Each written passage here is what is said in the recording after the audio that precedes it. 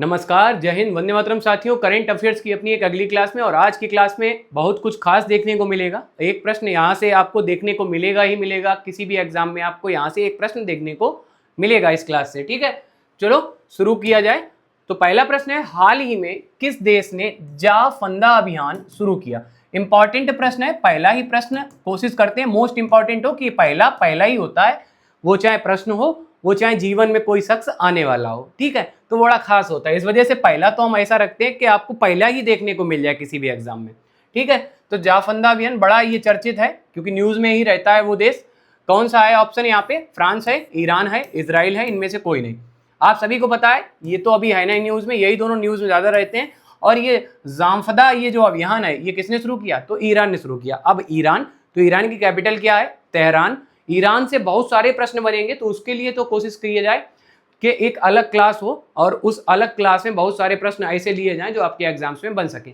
अच्छा, ईरान में ही एक स्थल है, रामसर करके स्थल है, वहां पर रामसर कन्वेंशन हुआ था, जो कि वेटलैंड भूमि अर्थात आर्द्र भूमि, उनको संरक्षित करने के लिए वहां कन्वेंशन हुआ था। और वो एक काम शुरू किया गया कि विश्व में जितनी भी आर्द्र भूमि है उनको संरक्षण प्रदान किया जाएगा। आर्द्र भूमि अर्थात वो भूमि जो देखने को मिलता है, दलदली भूमि बोल सकते हो, कि आपके गांव के पास में कोई बहुत बड़ा तालाब हो जो समाप्त होने के कगार पे आ रहा है, उसको संरक्षित करने का कार्य। जैसे हमारे यहाँ पे कन्नौज के पास में ही एक जगह है, इटावा जिला है, और वहाँ पर एक भूमि है आर्द्र भूमि के नाम से ही, वो भी फेमस है, उसको संरक्षित भी किया गया, वेटलैंड भूमि में शामिल किया गया। उसका नाम है क्या? तो सरसई नावर आर्द्र भूमि या वेटलैंड भूमि। ठीक है, तो याद रखिएगा। तो वैसे ही होता है। बढ़ते हैं अपने अगले प्रश्न पे। हाल ही में उत्कल दिवस कब मनाया गया? उत्कल अर्थात उत्कल उड़ीसा का ही पुराना नाम है। तो ये दिवस मनाया गया, कब मनाया गया? 30 मार्च, 1 अप्रैल, 31 मार्च, इनमें से कोई नहीं। तो उत्कल दिवस कब मनाया गया? याद रखना, कब मनाया गया? 1 अप्रैल को। उड़ीसा नामक एक नया राष्ट्र, जो कि भाषाई आधार पर राष्ट्र कह रहे, राज्य सॉरी, तो नया राज्य बनाया गया था भाषा के आधार पे, और इसका निर्माण हुआ था 1936 में हुआ था। ठीक है, याद रखना, इसी वजह से 1 अप्रैल को उत्कल दिवस के रूप में मनाते हैं। चलो भाई आगे बढ़ा जाए। अगला प्रश्न है, हाल ही में माधोपुर मेला बड़ा फेमस है, कुछ मेले बड़ा फेमस है, जैसे कि एक लगता है गुरुग्राम में, उस मेले का नाम क्या है आपको कमेंट बॉक्स में बताना है। का आयोजन माधोपुर 2026 का मेला जो है, इसका आयोजन किस राज्य में किया गया? कहाँ किया गया? केरल है, ओडिशा है, गुजरात है, इनमें से कोई नहीं। तो ये कहाँ किया गया? याद रखना, गुजरात में किया गया। और गुजरात में कहाँ पे? तो पोरबंदर में एक जिला है जहाँ पे महात्मा गांधी जी का जन्म हुआ था, वहीं पर इसका आयोजन होता है। ठीक है, अब गुजरात, तो मैप में देखिएगा, ये रहा मैप में गुजरात। अब गुजरात, तो गुजरात की कैपिटल गांधीनगर, सीएम यहाँ के भूपेंद्र भाई पटेल, और यहाँ के अगर गवर्नर पूछ लिया जाए तो आचार्य देवव्रत है। लोकसभा की 26 सीटें हैं, राज्यसभा की 11 और विधानसभा की 182 सीटें हैं। गुजरात कपास के उत्पादन में भारत में पहले स्थान पे है। ठीक है, यहाँ पर गिर नेशनल पार्क है, जो कि काय के लिए फेमस है? तो एशियन लायन के लिए फेमस है। ठीक है, तो एशियन लायन अर्थात शेरों के लिए फेमस है। इसके बाद नल सरोवर लेक, तोल लेक, खिजादिया लेक, ये सब कहाँ? तो गुजरात में स्थित है। गुजरात में ही क्या है? तो एक झील और याद रखना, सुदर्शन लेक।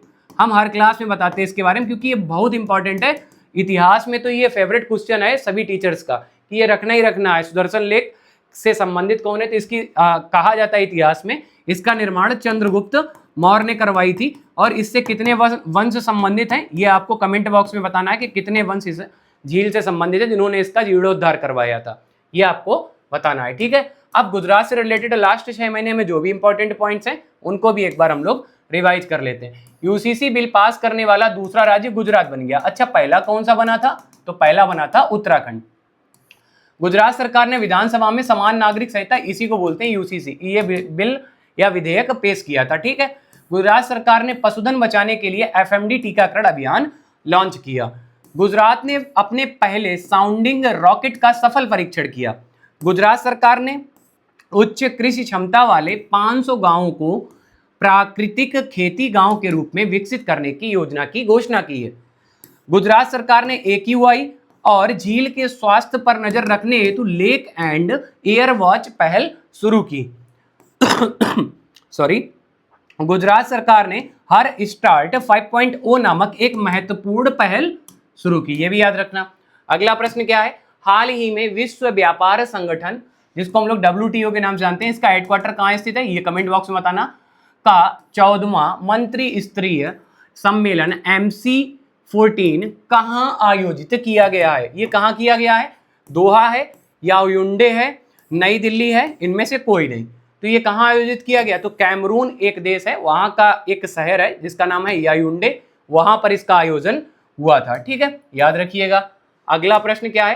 हाल ही में वर्ल्ड आर्चरी द्वारा para Archer of the year award किसे दिया गया है? तो ये अवार्ड किसे दिया गया? उमेश कुमार, एकता चौहान, शीतल देवी, इनमें से कोई नहीं। ये अवार्ड दिया गया है किसको? शीतल देवी जी को। ये क्या? तो para Archer of the year का अवार्ड दिया गया। ये तीरंदाजी से संबंधित है। ठीक है, अब कुछ अवार्ड्स जो लास्ट 6 महीने में दिए गए उसको भी एक बार हम लोग रिवाइज कर लेते हैं। ठीक है, क्या है? दिल्ली अंतरराष्ट्रीय फिल्म महोत्सव IFFD 2026 में लाइफ टाइम अचीवमेंट अवार्ड से नंदामुरी बालकृष्ण को सम्मानित किया गया।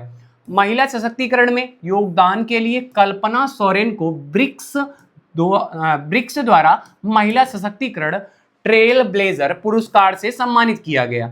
N चंद्रशेखरन को मानद Knight Commander of the Order of the British Empire से सम्मानित किया गया। ठीक है, Legion of Honour commander rank से सम्मानित होने वाले पहले भारतीय राजदूत जावेद अशरफ जी बने हैं। ठीक है, भारतीय अभिनेत्री ऋतुपर्णा सेन गुप्ता को यूके में महिला सशक्तिकरण पुरस्कार से सम्मानित किया गया। याद रखिएगा। आज की क्लास अपनी यहीं तक रखते हैं, मिलेंगे अपनी अगली क्लास में। वीडियो अच्छी लगी हो तो लाइक करना, चैनल पर नए हो तो सब्सक्राइब भी कर लेना। ठीक है, मिलते हैं अपनी अगली क्लास में। जय हिंद साथियों।